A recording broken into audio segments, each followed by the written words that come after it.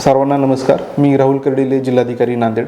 महाराष्ट्र शासनाने नुकतीच अहिल्यादेवी होळकर कर्जमुक्ती योजना जाहीर केलेली आहे. वारंवार येणाऱ्या नैसर्गिक आपत्ती, दुष्काळ, अतिवृष्टी याच्यामुळे कर्जफेड वेळेवर करू न शकणाऱ्या शेतकऱ्यांना नवीन कर्ज भेटत नाही. त्या अनुषंगाने ही योजना जाहीर केलेली आहे. याच्यामध्ये साधारणतः 4 महत्त्वाच्या गोष्टी आहेत. पहिली गोष्ट 1 एप्रिल 2019 ते 31 मार्च 2025 या काळामध्ये वितरित झालेलं कर्ज आहे, ज्याची परतफेड होऊ शकली नाही. तर अशा अल्पमुदतीच्या पीक कर्जांसाठी 2 लाखापर्यंतची कर्जमुक्ती आहे.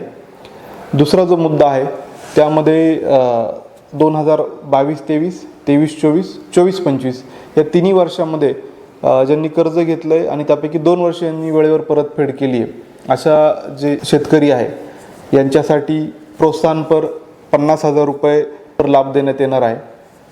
तिसरा जो मुद्दा आहे की ज्या शेतकऱ्यांनी आधीच यापूर्वीच कर्जमुक्तीचा लाभ घेतलेला आहे त्यांना 50,000 पर्यंतची प्रोत्साहनपर कर्जमुक्ती दिली जाणार आहे. त्याचसोबत ज्यांचं विहित मर्यादेपेक्षा जास्त कर्ज आहे त्यांना पण याच्या कर्जमुक्तीचा लाभ देण्यात येणार आहे, परंतु त्यांनी बँकेसोबत 1 टाइम सेटलमेंट म्हणजे OTS करायला ते जर तयार असतील तर 31 मार्च 2027 पर्यंत हे जर OTS केलं तर त्यांनाही या योजनेचा लाभ देण्यात येणार आहे. फक्त यासाठी सर्व शेतकऱ्यांना आव्हान आहे की त्यांनी त्यांचा जो चालू मोबाईल नंबर आहे तो आधारशी संलग्न करावा.